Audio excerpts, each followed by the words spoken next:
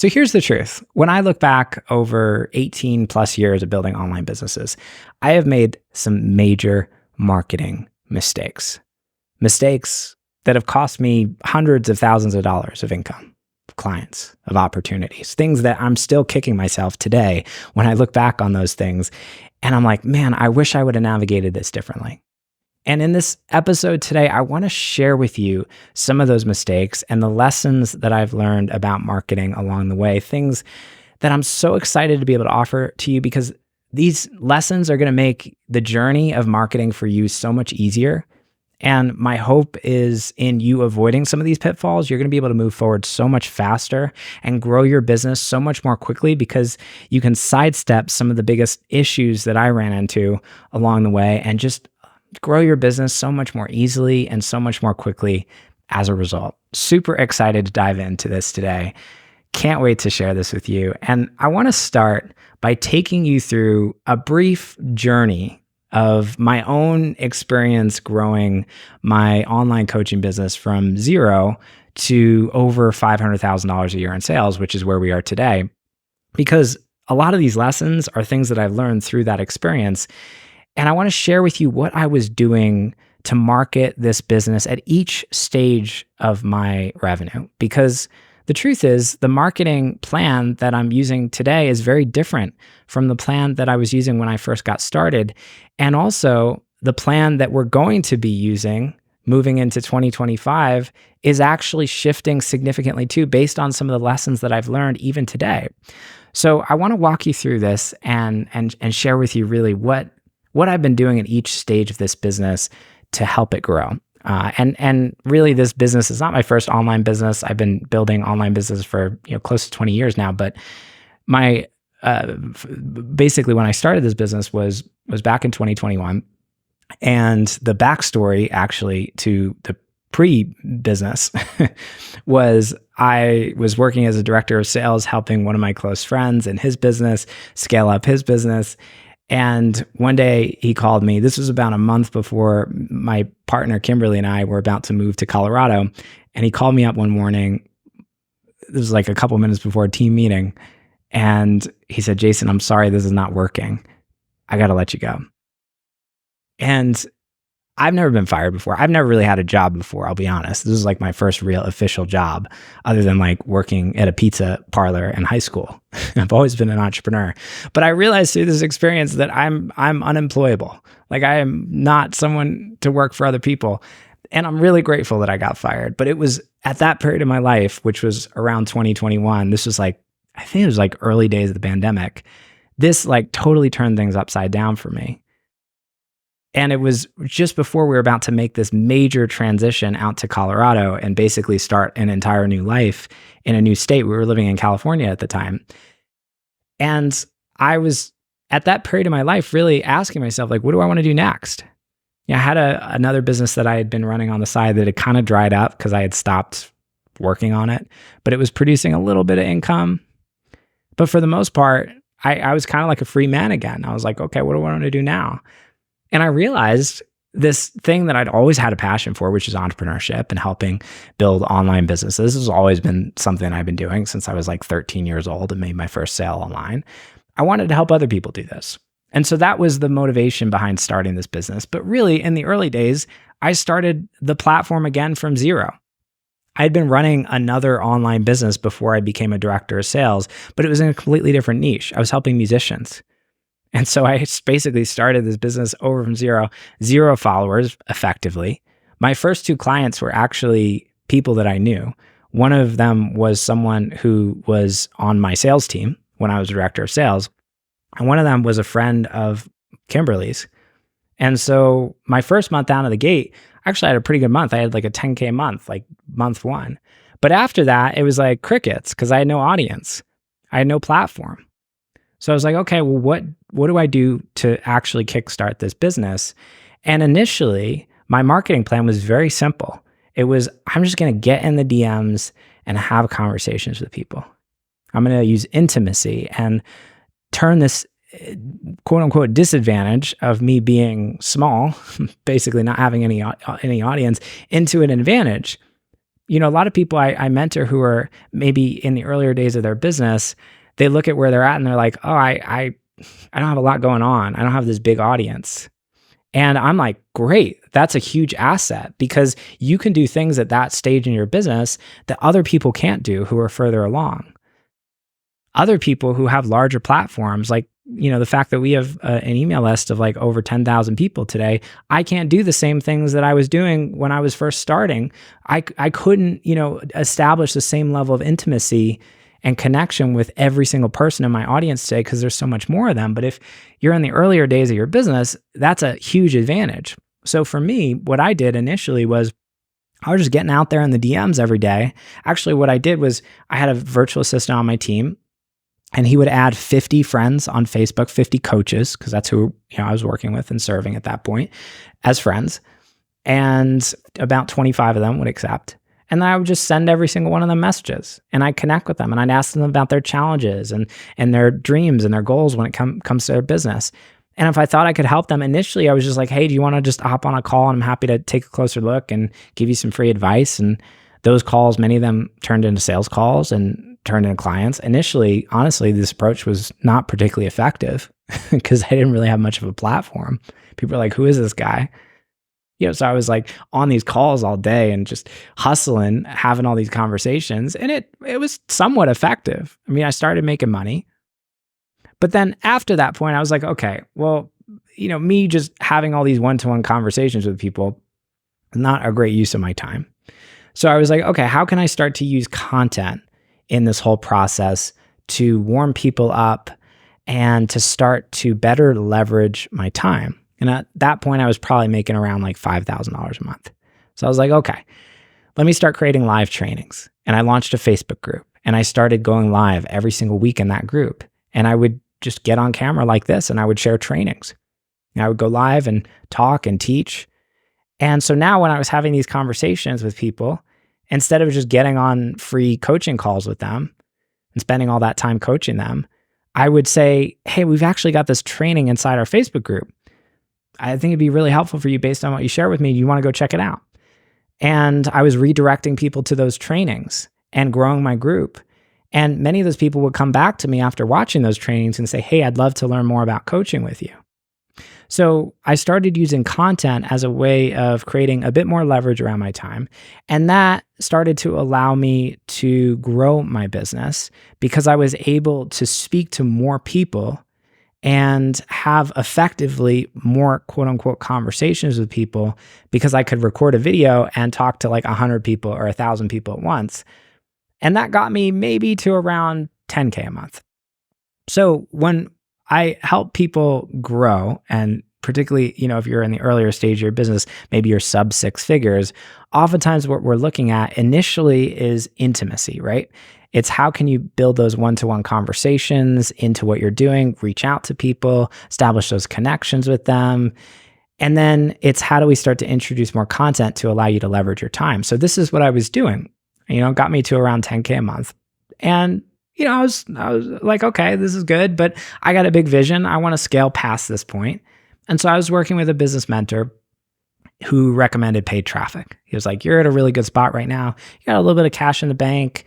Paid traffic would be a great way to scale. I was like, okay. Well, initially I had some resistance around it because I had never run Facebook ads before. I had some experience running paid traffic in another business. I used to sell first aid kits on Amazon. That's a story for another day. But I didn't have much experience with paid traffic beyond that. And so initially my thought was, well, I don't really understand how to do this. Let me hire somebody else to help me do this. And I brought someone on my team. And long story short, after a couple months, realized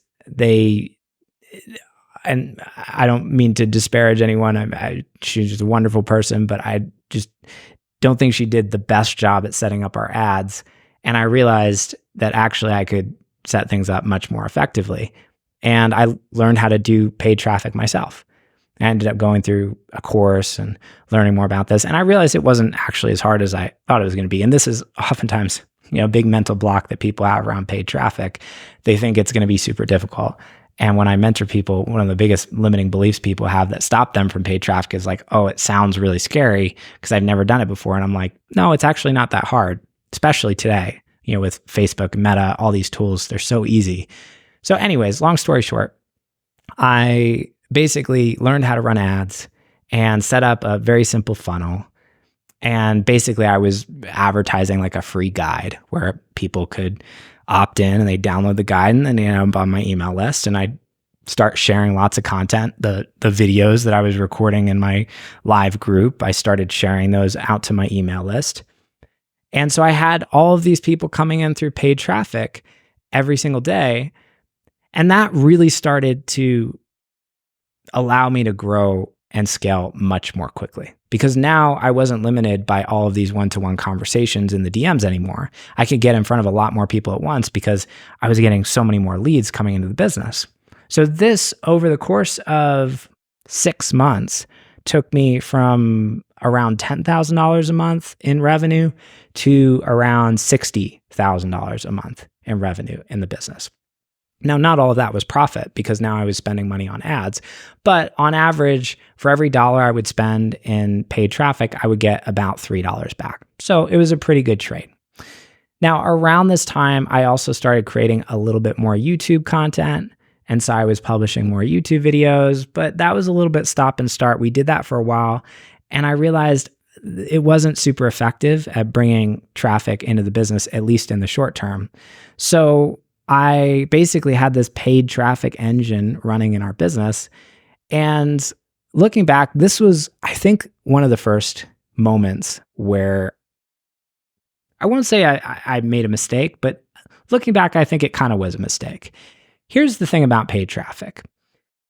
It's very seductive because when you've got paid traffic running in your business and you have an engine in your business where you basically put in $1 and that system brings you $3 or $4 or $2 or whatever the number is basically like you have a money printer in your business. And this is oftentimes like what happens when you set paid traffic up. And it's great. And I love paid traffic, and we still use paid traffic today. But the issue is that it's very easy to get a little bit lazy when you got that thing running and to underinvest in other forms of traffic in your business. And for me, when I look back, what I see is we had this engine running with paid traffic. So I was like, I don't really need to worry about creating organic that much. And I can kind of coast a little bit in that area and really just double down on paid traffic. And we don't really need to worry that much about building more authority and branding through getting on other people's podcasts or starting to build more of a presence in our market externally to paid traffic, because it's so easy to just turn on the faucet with paid traffic and you got leads coming in the business, you're making money and everything looks good. So the problem, I think, for us came when several months ago, I made the decision that, and at that point in our business, we were running profitably, we were doing really well. But I made the decision in our business to stop working with brand new coaches. And I realized I only wanted to work with established online business owners and helping those folks grow and scale their businesses. And so basically, and I'll go into this in another episode, why we decided to do this, but I basically decided to let go of a large percentage of what was then our business.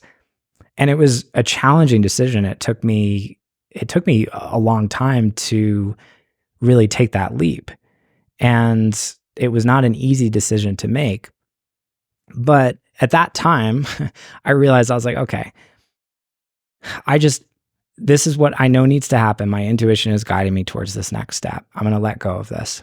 But what it meant was that we had our audience that we had built up primarily through paid traffic. And now we're basically deciding like, okay, we're not going to sell to like 80% of them. Now, on top of that, we kind of underinvested a little bit in organic. So we had a little bit of a YouTube presence going, but honestly, I wasn't creating like regular videos like this. And as a result, the business basically, like, revenue dropped pretty considerably almost overnight. And that was a very hard period. And it was a period of several months that I feel like we're just now beginning to come out of. But what became clear to me through that transition was that pivot point had exposed that I basically had developed this like dependency on paid traffic in the business. And I was so underinvested in these other areas in terms of marketing that I didn't create the diversity of traffic to be able to make a pivot or a transition like that easier. If you got all your eggs in any basket when it comes to your marketing, and honestly, I see entrepreneurs all the time who fall into this trap, whether it's maybe you've built a following on Instagram and you're all in on Instagram, and then one day you wake up and your account gets shut down. Or maybe you're all in on paid traffic like I was, and then your ad account gets shut down, or you just make a pivot or a change in the business and realize that, you're in a situation where because you don't have diversity of traffic coming in, you're kind of screwed a little bit. This is the situation that we found ourselves in. And it made that transition so much harder than it needed to be. And in many cases, I feel like I'm still navigating the challenges of underinvesting in other sources of traffic. The amazing thing about organic and all of these forms of traffic, it's not like there's one that is better than others. All have pros and cons. And this is not me bashing paid traffic. I love paid traffic. We still use paid traffic today. It's a great source of lead flow in a business. We have a whole program called Limitless Leads where we help people get up and running with paid traffic. My first coaching business that I'd ever built online was really like I was selling online courses. It was called Behind the Speakers. This was a business that I built for musicians. I didn't do any paid traffic. I built that business primarily off the back of YouTube. And so every week I was basically recording a video like this, and I would publish it. And that business took a while to get running. Like the first year I only made around $5,000. I think the second year was like $70,000. The third year it hit 6 figures. But the nice thing about that was because I had created all these assets through these videos, once they started showing up in YouTube, I had these things that were working for me. And I could basically stop creating new videos, and I would still have hundreds and hundreds of leads coming to the business every single month because of all of that content that I had created that was now ranking in YouTube's search algorithm and showing up every month for people who were searching for the things that I was talking about. And it created a business that basically, I stopped creating videos in that business, and for years, new leads were still coming into that business. They were still coming into the business when I shut it down relatively recently. That I just decided to focus on other things. The business had run its course. But looking back, I think that, that was an awesome way to grow a business. It was slow. And that's the reason why most people don't like organic, is because it's the slowest form of traffic. It takes a lot of time to build a presence and a platform on YouTube or on, any form of organic content, blogging, anything you're doing where you're creating content that is being ranked in search engines or needs to show up in places, or, even if you're a guest on other people's podcasts, if you're using partnership strategies, these forms of content and marketing are slower. And it's very easy to look at paid traffic as like, oh, this is the silver bullet. At least that's what I did. And looking back, I think the biggest mistake I made was underinvesting in these other platforms when it comes to marketing. Hey friend, hope you're enjoying this episode of the podcast. And before we get back to it, if you're an established online business owner who's serious about unlocking your next level of income and impact and growth in your business, I want you to watch my free $1 Million Online Business Training, where I walk through a 4-step roadmap I've personally used to sell well over $1 million of coaching, consulting, and courses online. It's going to make the journey of growing your business so much easier. I want to give this to you for free. All you got to do to access it is go to jasonmoss.com/growth. That's jasonmoss.com/GROWTH to get free access to this training right now. Now back to the episode. That brings me to where we are today and looking at 2025 and really mapping out what my focus is and where I want to spend my time and energy and attention on our marketing moving forward. And I want to share with you that plan and hopefully give you just illuminate some ways of thinking about marketing that might be helpful and useful for you. So the first thing is we're not running paid traffic. We're still running paid traffic today. It's still a great source of lead flow. We're still using it to generate new leads in the business on a daily basis. And it's a great supplement to some of these other forms of traffic that are useful and valuable when it comes to growing your online business. And when it comes to growing an online business, by the way, you only have 3 sources of traffic. You got paid, you got partnership, and you got organic.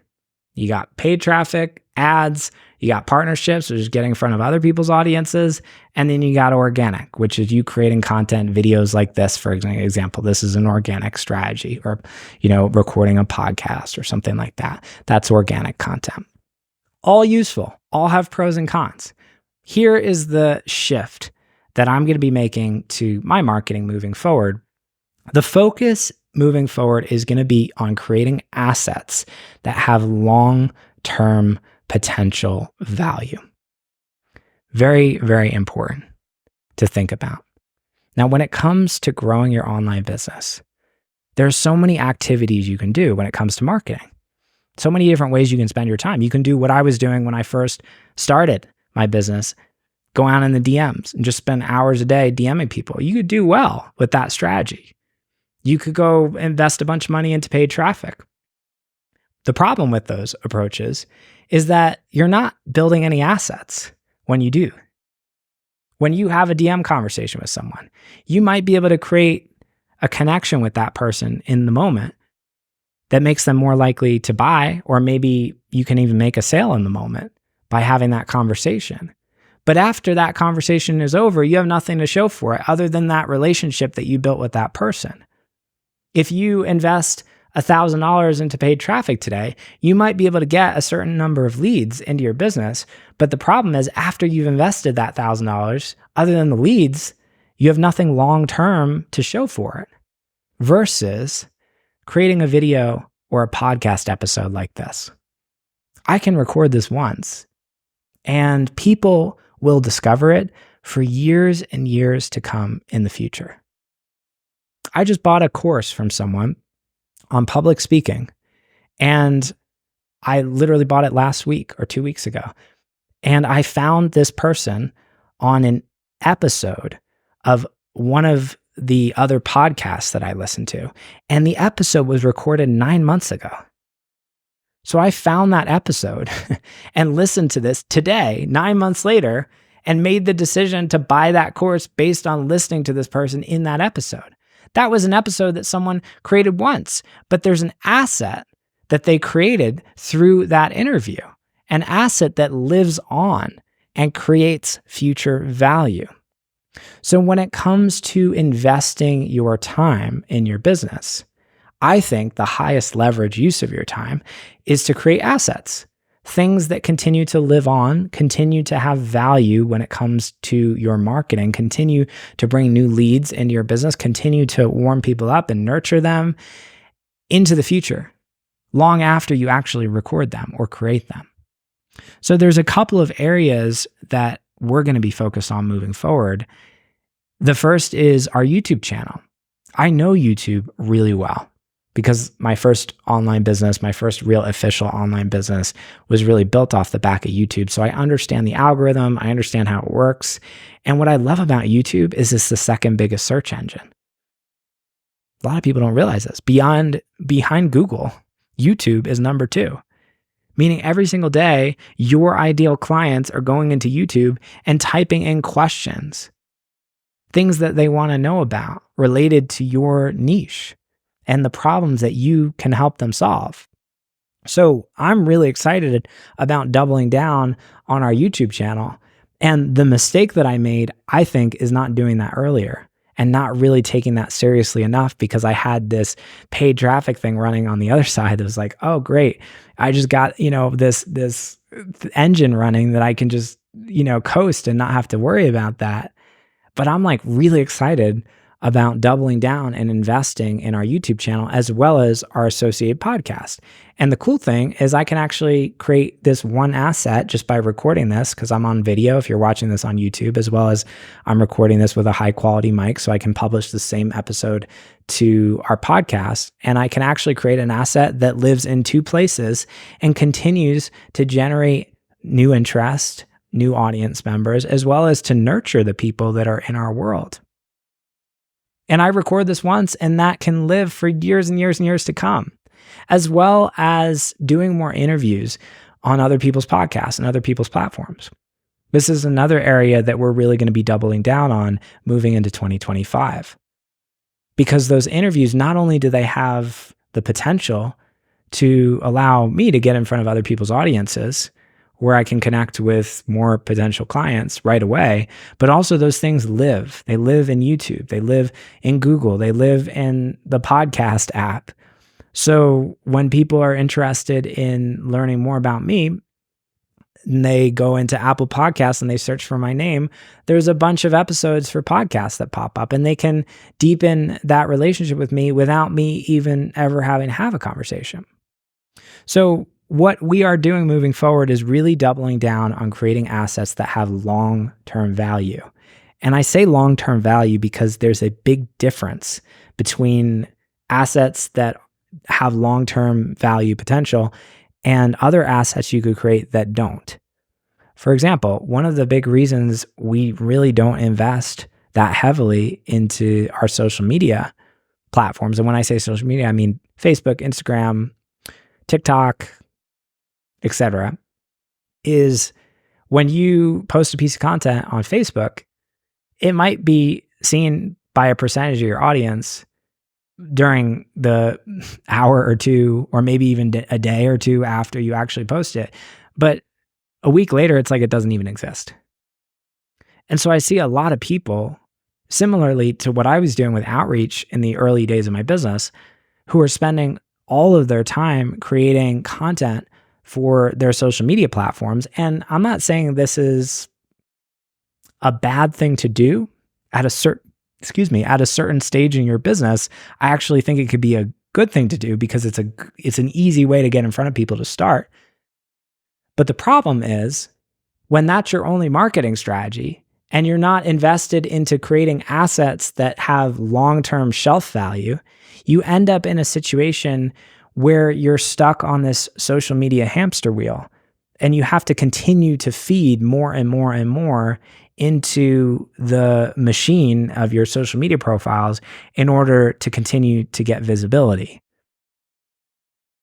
I had one of my partners, her friend is a very successful business coach, and she recently confided to Kimberly that she's been pretty burned out from social media.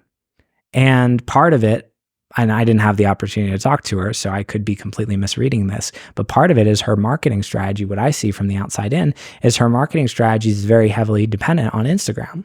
So she's got to keep showing up. She's got to create content every day. She's got to keep, doing stories. And I'm not saying there isn't value to social media, but if that's your primary platform, and you're not showing up and building assets externally to those platforms in places where they have long-term discovery potential, then I think you're setting yourself up for a business that at a certain point is going to feel like a prison. And I see so many people do this because they end up stuck in this social media hamster wheel. This is what happens when you don't create long-term assets. Similarly, we, in some ways, have created a version of this in our business by being too heavily dependent on paid traffic and underinvesting in these other areas. So the lesson for you today is look at where you're spending your time and energy and focus when it comes to your marketing, and zoom out and ask yourself, are the activities that I'm focused on today setting me up for more freedom, for more flexibility, for more of the business that I really want in the future? Or are they things that I'm doing just to generate short-term results today?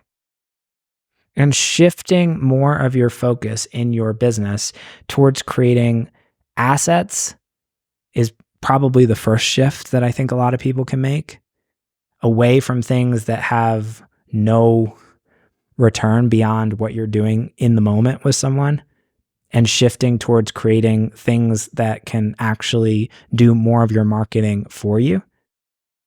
Videos, content, etc. That's the first shift that most people need to make in order to grow their business.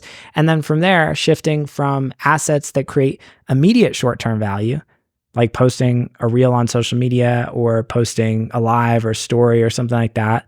Again, not bad things. They have a place in your business, but shifting the focus from primarily focusing on that stuff to doing things that generate long-term value, that have discovery potential years down the line.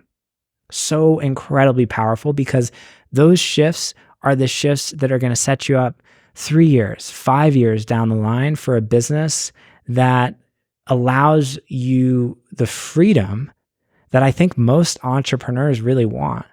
The freedom to be able to step away, to be able to not constantly have to be creating more and more, but to have that engine that's working for you, and to not have to constantly feed it with either your time or your cash. I hope this was valuable and helpful for you today. I hope you learned some lessons from listening to this journey and my story, and so excited to hear the impact as you implement these things in your business. We got so much more good stuff coming on the podcast, on this YouTube channel, so stay tuned, and I will see you in the next episode.